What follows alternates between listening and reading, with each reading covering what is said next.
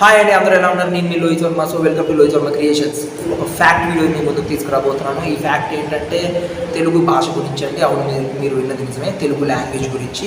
So video ఏంట్రా మనకి Telugu language గురించి చెప్పేది, మనకు తెలియదా, మనకు మాట్లాడడం రాదా అంటే ఎస్, మీకు తెలుసు, మీకు మాట్లాడడం వచ్చు.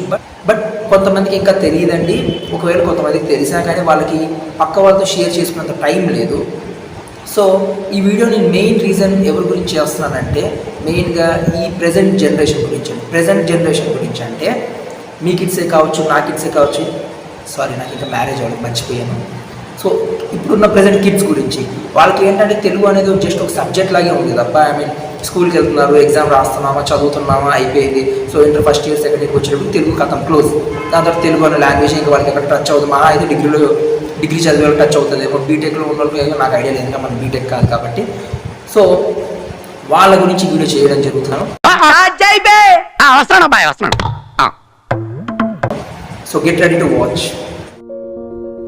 తెలుగు భాష సుమారుగా 400 BC ఇయర్స్ నుంచి ఉందని చెప్పి ఒక అంచనా అండి. ఈ అంచనా దేనికి వచ్చిందంటే అప్పట్లో తెలుగు రచనలు అవి ఇవి రాసి ఉంటారు కదా, ఆ శాస్త్రవేత్తలు వాటిని రీసెర్చ్ చేసి ఇది ఎప్పటి నుంచి ఉంది లాంగ్వేజ్ అన్నది మనకి 400 BC అని చెప్పి ఒక అప్రాక్సిమేట్గా ఒక వర్డ్ చెప్పేశారు. బట్ ఇంకొక బజ్ ఏంటంటే తెలుగు లాంగ్వేజ్ కూడా సుమారు ఒక 4000 to 5000 ఇయర్స్ బ్యాక్ నుంచి ఉందని చెప్పి కొంతమంది నమ్మకం. బట్ ఏదేమైనా కానీ మన వాళ్ళు ఈ నమ్మకాలు అవి నమ్మరు కదా, సాక్ష్యాలు నమ్ముతారు కాబట్టి. సో మనం కూడా 400 BC నుంచే ఉందని చెప్పి అనుకుందాం. నా వరకు అయితే తెలుగు లాంగ్వేజ్ 400 BC నుంచే కాదండి, అంతకుముందు నుంచి ఉందని చెప్పి నేను అనుకుంటున్నాను. సో అది ఎంతవరకు నిజమన్నది నేను చెప్పలేను. బట్ మన తెలుగు లాంగ్వేజ్లో ఉన్న పద్యాలే కానీ పదాలే కానీ రామాయణ మహాభారతాల్లో కూడా ఉన్నాయి, వాటి సాక్ష్యాలు కూడా ఉన్నాయి. సో నా వరకు నేను అనుకోవడం అయితే 400 BC ముందు నుంచే ఉందని, ఒక 4 to 5000 ఇయర్స్ అప్రాక్సిమేట్గా అనుకుందాం. మనం రోజు మాట్లాడుకునే తెలుగు లాంగ్వేజ్ ఈ ప్రపంచంలోనే 2వ గొప్ప లిపి అంటే మీరు నమ్ముతారా? కానీ అది నిజమండి. ఎందుకంటే 2012లో మన తెలుగు లిపిని ప్రపంచంలోనే 2వ అతి గొప్ప లిపిగా మన ఇంటర్నేషనల్ ఆల్ఫాబెటికల్ అసోసియేషన్ వారు ఎన్నుకోవడం జరిగిందండి. సో ఫస్ట్ ప్లేస్ వచ్చేసి మన కొరియన్ మామూలు ఉన్నారు కదా, అర్థం లేకుండా ఎప్పుడు చేస్తూ ఉంటారు. నార్త్ కొరియా అనివ్వండి, సౌత్ కొరియా అనివ్వండి, కొరియన్ లాంగ్వేజ్ సంబంధించిన లిపి వచ్చేసి ఫస్ట్ ప్లేస్లో ఉందండి. నాకైతే ఈ న్యూస్ విన్న తర్వాత చాలా అంటే చాలా గ్రేట్ అనిపించిందండి. ఎందుకంటే ఒక రీజనల్ లాంగ్వేజ్, ఒక సౌత్ ఇండియా వరకు పరిమితం అనుకున్న ఒక లాంగ్వేజ్ ప్రపంచంలోనే 2వ గొప్ప లిపిగా పేరు పొందిందంటే అది ఆషామాషి విషయం కాదు. సో దీన్ని ఎవరైతే గుర్తించి ఆ స్థానం కల్పించారో వాళ్ళని మనం అప్రిషియేట్ చేయాల్సిందే.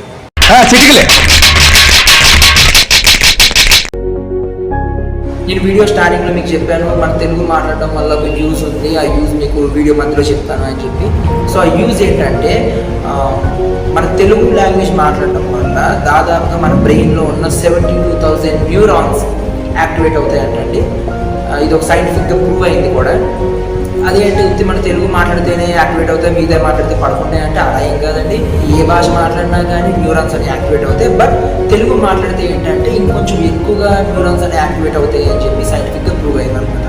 సో ఇది తెలిసాక నేను ఎప్పుడు ఇంగ్లీష్ హిందీ కూడా మాట్లాడనుకుంటాను. చాలామంది అనుకుంటూ ఉంటాం తెలుగు మాట్లాడేవారు కేవలం మన ఏపీ, తెలంగాణ లేదంటే అదర్ కంట్రీస్ అంటే ఇక్కడ నుంచి NRIs కింద వాళ్ళు వీళ్ళు మాత్రమే ఉంటారని. బట్ శ్రీలంకలోని జిప్సీ అనే ఒక తెగ జాతి వారు అండి. ఈ జాతి వారు ఏంటంటే మన కంట్రీకి సంబంధించిన వాళ్ళు కాదు, కానీ అక్కడ సిన్హేల భాష బదులు కేవలం తెలుగు మాత్రమే మాట్లాడతారంట. కేవలం శ్రీలంకనే కాదండి, మన తెలుగు ఇంకా మయన్మార్ కంట్రీలో కానీ మలేషియా చాలా చోట్ల ఉందంటే ఇలాగా అది వాడుక భాషలో. కాకపోతే చాలా తక్కువ మంది ఉన్నారు. వాళ్ళందరూ ఏంటంటే ఒకనో టైంలో ఇక్కడి నుంచి అక్కడికి సెటిల్ అయిన వాళ్ళు ఉండొచ్చు, లేదంటే అక్కడే పుట్టి మన తెలుగు గొప్పతనం తెలిసి దాని వల్ల మాతృభాష కింద మార్చుకున్న వాళ్ళు కూడా అయి ఉండొచ్చు, మనకు తెలియదు. బట్ మయన్మార్లో మాత్రం ఏ తెగవారన్నది నాకు తెలియదు, సో అడగద్దు. బట్ మాట్లాడతారని మాత్రం తెలుసు నాకు. శ్రీలంకలో మాత్రం జిప్సీ అనే ఒక తెగ జాతి వారండి.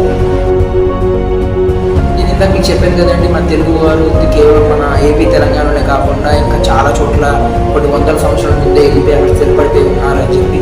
సో మొరేషియస్ అనే ఒక కంట్రీలో తెలుగు వారు చాలా అధికంగా ఉన్నారనమాట. Mauritius country prime minister Pravind Jugnauth ఈయన ఒక తెలుగు వారండి. సుమారు 400 ఇయర్స్ బ్యాక్ మన ఇండియా నుంచి ఒక 400 మంది తెలుగు వారు ఎంతమంది మొరేషియస్ కంట్రీకి మొక్కలు నాటడానికి వెళ్ళారంట. సో వాళ్ళు అక్కడే స్థిరపడిపోయారు. సో వాళ్ళకి చెందిన అతనే ప్రవీణ్ జగన్నాథ్ గారు అనమాట. సో మన తెలుగు అతను ఒక కంట్రీకి ప్రైమ్ మినిస్టర్ కూడా అనమాట. ఇది విన్నాక మన తెలుగు పరిస్థితి ఏంటి?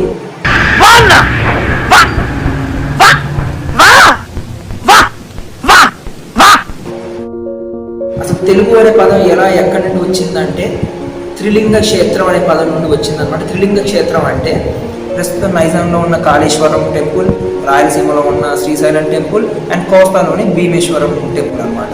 సో ఈ మూడిటి మధ్యలో ఉండే ప్రదేశాన్ని త్రిలింగ క్షేత్రం అంటారు. సో రాగారాగా ఇది ఏంటంటే త్రిలింగ దేశం కింద మారింది. అటు నుండి స్లోగా అక్కడి నుండి తెలుగు అనే పదం కింద మారింది. అక్కడి నుంచి మళ్ళీ తెలుగు అనే పదం కింద మారింది. చివరికి తెలుగు అనే పేరు సెట్ అయింది అనమాట. మన ఇండియాలో తెలుగు మాట్లాడే ప్రజల సంఖ్య ఏకంగా 75 మిలియన్ ఉందంట. అంటే 75 మిలియన్ మంది తెలుగు మాట్లాడుతున్నారంట. సో ఇది కేవలం మన ఇండియాలో మాత్రమే. అదే వరల్డ్ వైడ్గా ఉన్న తెలుగు వారందరినీ కలుపుకుంటే ఆ కౌంట్ సుమారుగా 81 మిలియన్ వరకు వెళ్ళొచ్చని ఒక అంచనా. ఎక్కువగా మాట్లాడే భాషల జాబితాలో మన తెలుగు మన ఇండియాలో 3వ ప్లేస్లో ఉంది. అండ్ వరల్డ్ వైడ్గా చూసుకుంటే 15th ప్లేస్లో ఉందన్నమాట. ప్రపంచంలో ఉన్న ఈస్టర్న్ కంట్రీస్ అన్నిటితో పోల్చుకుంటే వాటి లాంగ్వేజెస్తో పోల్చుకుంటే మన తెలుగు లాంగ్వేజ్లో మాత్రమే ప్రతి పదం చివరిలో ఓవెల్ సౌండ్తో ముగుస్తుంది. ఇది కేవలం మనకి వచ్చేసి మన తెలుగు అండ్ మన వెస్టర్న్ వైపు వచ్చేసి మన ఇటాలియన్, ఈ 2 కంట్రీస్ మాత్రమే ఈ ఘనత అన్నమాట. ఇటాలియన్ భాషలాగే మన తెలుగు భాష కూడా ఓవెల్స్తో ఎండింగ్ అవుతుంది. ఓవెల్స్ అంటే అల్లులతో ఎండింగ్ అవుతుంది దాన్ని నేను చెప్పాను. సో 16th సెంచరీలో ఇటలీకి చెందిన నికోలో డి అనే ఒక శాస్త్రవేత్త తెలుగు భాష గురించి తెలుసుకుని చాలా అంటే చాలా మైమర్చిపోయి మన తెలుగు భాషకి ఇటాలియన్ ఆఫ్ ద ఈస్ట్ అనే ఒక పదాన్ని కూడా చేర్చడం జరిగిందనమాట. సో అప్పటి నుంచి చాలామంది మన తెలుగు లాంగ్వేజ్ని ఇటాలియన్ ఆఫ్ ద ఈస్ట్ అంటూ ఉంటారు.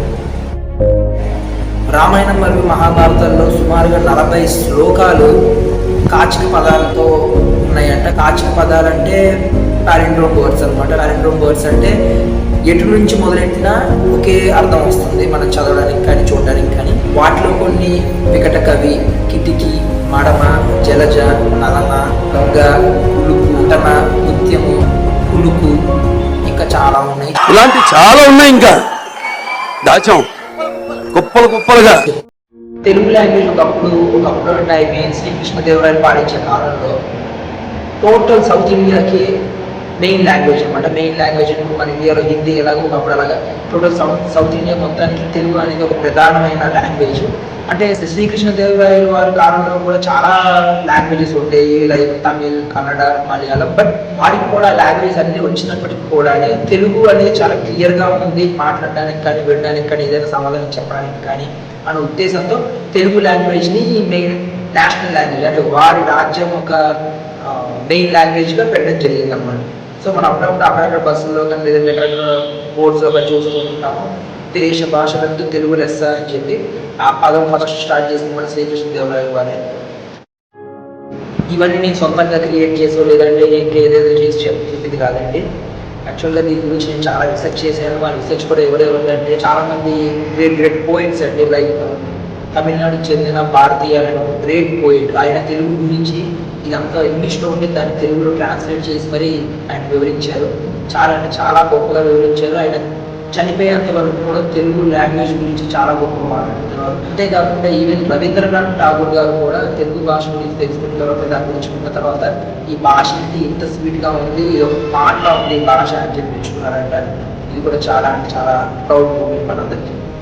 అండ్ మన ఏఆర్ రెహమాన్ గారు కూడా ఒకసారి ఒక షోలో చెప్పారు, తెలుగు లాంగ్వేజ్ అనేది ఒక పాటలా ఉంటుంది, పాడడానికి చాలా వీలుగా ఉంటుందని. అంతేకాకుండా రీసెంట్గా శ్రీమతి ద్రౌపది ముర్ము గారు మన ఇండియన్ ప్రెసిడెంట్ మన తెలుగు లాంగ్వేజ్ని క్లాసికల్ లాంగ్వేజ్గా చెప్పారు. దేశభాష లొందు తెలుగు లెస్స.